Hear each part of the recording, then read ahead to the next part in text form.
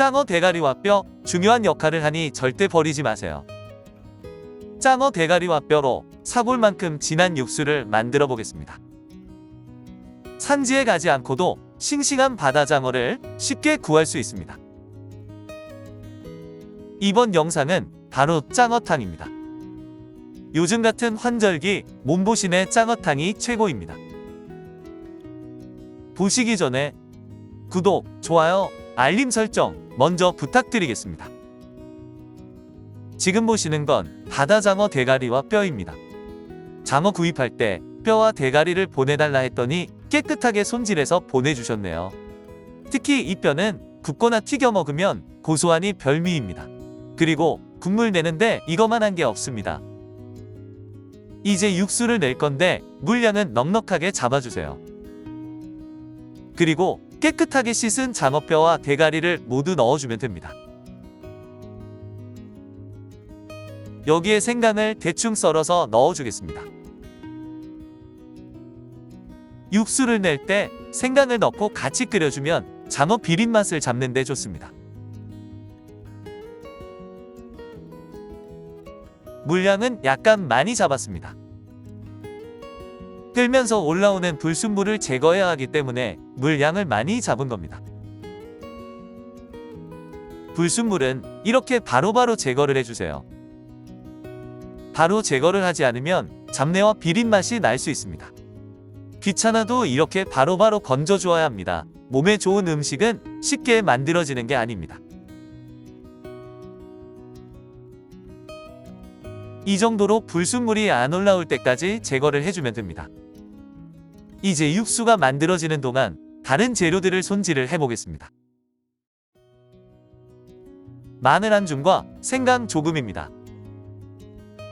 우선 마늘과 생강을 칼등으로 으깨주세요. 생강은 조금만 넣어도 향이 세기 때문에 비린맛을 잡는 데 특효입니다. 모두 으깼으면 향이 좋게 잘게 다져주세요. 다진 건 접시에 담아 놓겠습니다.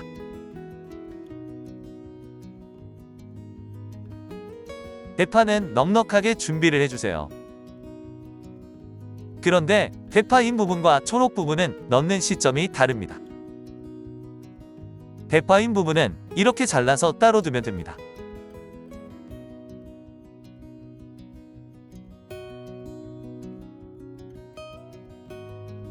대파 초록 부분도 어슷썰기로 잘라서 따로 두겠습니다.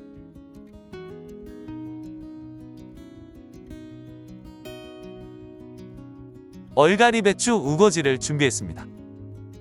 짱어탕엔 부드러운 얼갈이를 넣어주면 부들부들해서 맛도 좋고 먹기도 편하고 건강에도 좋습니다. 일석삼조입니다. 얼갈이는 먹기 좋은 크기로 잘라서 준비를 해주세요. 얼갈이 배추 우거지 만드는 영상은 예전에 만든 게 있는데 상단에 링크를 올려놓겠습니다.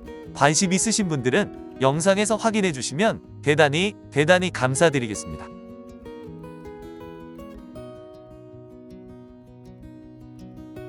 깨끗하게 손질된 바다장어입니다. 장어는 1kg에 3미짜리인데 인터넷 쇼핑몰에서 13,000원에 구입했습니다. 산지를 가지 않고도 싱싱한 장어를 집에서 받아볼 수 있습니다. 몸통 쪽은 먹기 좋은 크기로 썰어주고 꼬리 부분은 얇으니 크게 썰어주세요.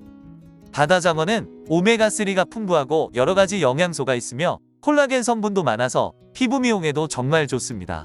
이런 장어를 구워 먹거나 볶아 먹어도 맛있지만 탕으로 끓여서 드시면 맛과 영양이 2배입니다. 나머지 장어도 모두 잘라주겠습니다. 자른 장어는 체에 맞춰서 냉장고에 잠깐 두고 장어 대가리와 뼈가 끓는 곳으로 가보겠습니다.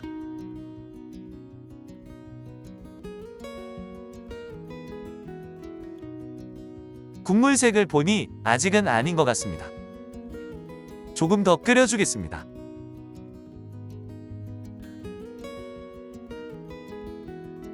이제 국물색이 확실히 다르죠? 이 정도로 진하게 국물이 우러나와야 되는 겁니다. 역할 다한 뼈와 대가리는 꺼내주겠습니다. 대가리와 뼈를 체에 올려서 으깨서 나오는 살을 국물에 넣기도 하지만 번거로우니 살짝 한번 턴 다음 꺼내서 버려버리겠습니다. 먹을 때 불편할 수 있으니 대가리와 뼈는 빠짐없이 건져주세요. 채로 건지지 않고 집게로 건지는 이유는 별거 아닙니다. 채로 건지면 풀어져 있는 살도 같이 건져지기 때문입니다. 역할 다한 생강도 모두 꺼내주면 됩니다. 그리고 이 국물에 된장을 가득 1스푼을 넣어주세요. 된장은 맛과 향이 진한 집된장을 넣어줘야 맛이 제대로 납니다. 잘라놓은 얼갈이 배추 우거지도 넣어주겠습니다. 저는 부드러운 얼갈이 배추 우거지를 넣지만 이게 없다면 일반 우거지나 무청 시래기를 넣어도 괜찮습니다. 그때 있는 재료를 활용하면 되는 겁니다.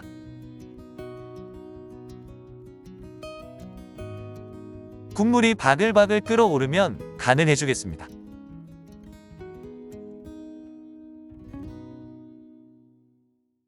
소금을 반스푼 정도 넣어주세요. 그런데 소금은 천일염으로 좋은 걸 넣어주어야 합니다. 그래야 제대로 된 탕 맛이 나는 겁니다. 그리고 소금은 취향에 맞게 간을 보면서 조금씩 넣어주면 됩니다. 후추도 뿌려주겠습니다.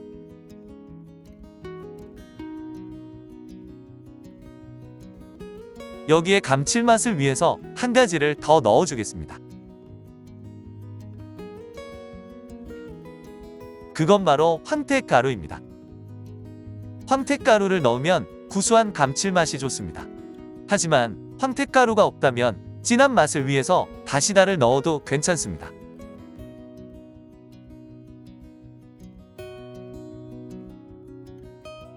다져놓았던 마늘과 생강도 넣어주겠습니다. 냉장고에 두었던 장어살도 모두 넣어주세요. 장어살은 금방 익기 때문에 식감이 좋게 먹기 위해서 이렇게 마지막쯤에 넣어줘야 합니다. 이제 고지가 얼마 안 남았습니다. 계속 시청해주셔야 몸에 좋은 짱어탕을 드실 수 있습니다. 대파인 부분도 바로 넣어주겠습니다. 대파인 부분은 초록 부분보다는 질기기 때문에 먼저 넣어주는 겁니다.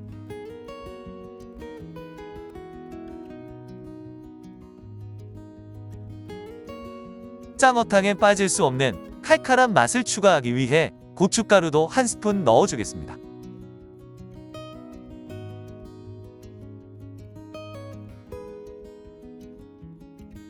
대파 흰 부분이 흐물흐물해지면 대파 초록 부분도 모두 넣어주세요.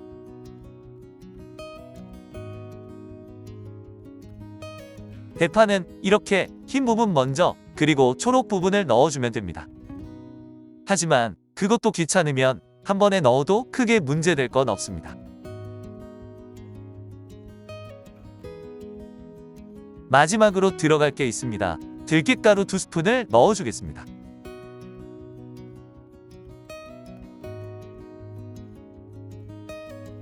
짱어탕의 구수한 맛을 더해줄 들깨가루는 선택 아닌 필수입니다. 들깨가루는 구수한 맛에다가 장 건강에도 도움이 많이 됩니다.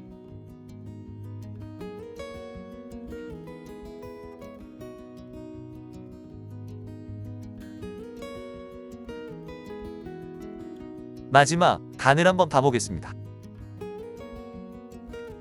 간도 딱 좋고 구수한 맛이 최고입니다. 이제 다 완성된 것 같습니다. 뚝배기에 담기 전에 제가 좋아하는 후추를 한번 더 뿌려주고 마무리하겠습니다.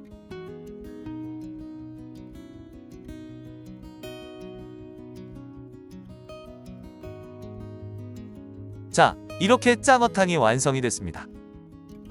뚝배기에 짱어탕을 담으니 정말 먹음직스럽습니다. 맛도 좋지만 건강에도 정말 좋은 짱어탕입니다. 특히 요즘 같은 환절기, 면역력이 떨어지는 시기에 드시면 건강에 매우 좋습니다. 짱어탕을 대표하는 통영식 짱어탕과 여수식 짱어탕이 있는데 착한 밥상TV 짱어탕이 가장 맛있고 누구나 쉽게 만들 수 있습니다. 오늘 보여드린 짱어탕 영상이 어떠셨습니까? 여러분들 마음에 드셨다면 구독, 좋아요, 알림 설정 한번 더 부탁드리겠습니다. 지금까지 착한 밥상TV의 셰프킹이었습니다. 다음에 뵙겠습니다.